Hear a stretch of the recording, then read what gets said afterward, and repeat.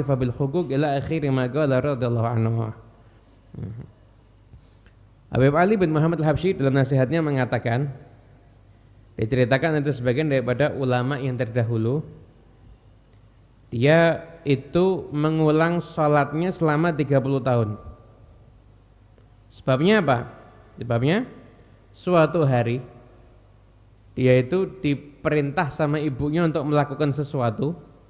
Kemudian ketika melaksanakan perintah ibunya, dia malas. Pada ketika dia beramal sholat, dia itu semangat. Maka dia lihat, oh berarti selama ini saya ibadah, itu ada bagian nafsu saya masih menyukai nafsu saya. Buktinya ibadah saya tidak bisa menjadikan hati saya itu bisa mengerjakan dengan semangat apa yang diperintahkan sama ibu saya. Dia koreksi dirinya, 30 tahun sholatnya diulangi. Bukan sholatnya batal, enggak. Tapi ikhtiyatnya orang soleh itu seperti itu. Dia ingin melaksanakan sholat dalam keadaan yang terbaik kepada Allah Subhanahu wa ta'ala. Kok bisa amal yang mulia menyenangkan hati orang tua, dia itu malas, sedangkan sholat itu dia itu semangat. Banyak di antara kita mungkin tarawih di masjid, Masya Allah, datangnya awal, suruh ibunya, ya Allah, dilambat-lambatkan. Pengajian semangat, birrul walidain enggak semangat. Adengannya sama amalnya. Kenapa amal yang mulia kok malah ditinggalkan? Kemudian juga dikisahkan ada salah seorang yang dia diperintahkan sama ibunya. Ibunya minta air. Satu sama aneh diambilkan air. Datang ibunya tidur. Itu musim dingin. Itu akhirnya dia berdiri nunggu sampai ibunya bangun. Ketika ibunya bangun, dikasihkan kulitnya sudah ngelupas di wadah minumnya itu.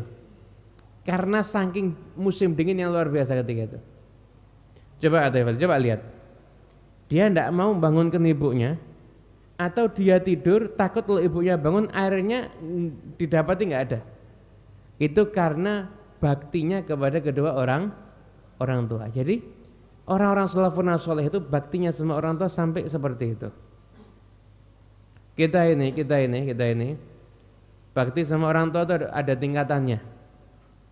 Yang pertama, upaya untuk tidak menyakiti orang tua sama sekali, entah dengan perbuatan ataupun ucapan atau apapun juga, atau kelakuan kita di luar.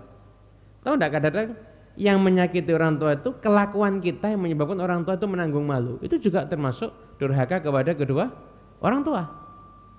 Nah, kemudian tingkatan berikutnya adalah menaati semua perintah orang tua. Jadi tiap orang yang perintah dia taati. Yang ketiga, belum diperintah orang tua dia sudah tahu apa yang dimaui sama orang tuanya. Nah, level yang ketiga ini jangan tanya hidupnya seperti apa. Orang seperti ini hidupnya insya Allah bahagia dunia akhirat. Sekalipun tidak punya uang, sekalipun dimanapun keadaannya, tidak mungkin tidak dibahagiakan sama Allah, karena dia tahu caranya membahagiakan orang tua. Jadi orang tua tidak usah merintah, dia sudah paham apa maksud yang diinginkan sama orang tuanya. Ini yang level 3, yang paling mulia, itu tingkatan berbakti kepada kedua orang tua.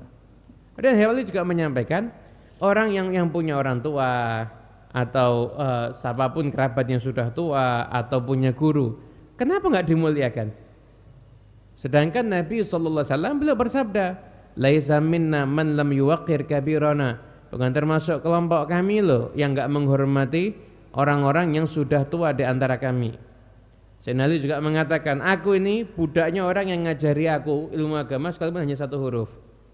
Gimana kalau ngajari satu permasalahan? Gimana kalau mengajari satu bab?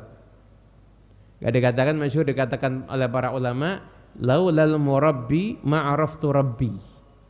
Kalau bukan karena seorang guru, maka aku gak akan bisa mengenal Tuhan. Kalau bukan karena guruku, aku gak akan bisa mengenal Tuhanku. Wala yakunu minar rijal man lam yatarabba ala idir rijal. Tidak mungkin orang itu jadi orang besar, seorang kekasih Allah Ta'ala, seseorang yang tidak pernah dididik dalam sentuhan kekasihnya Allah Ta'ala.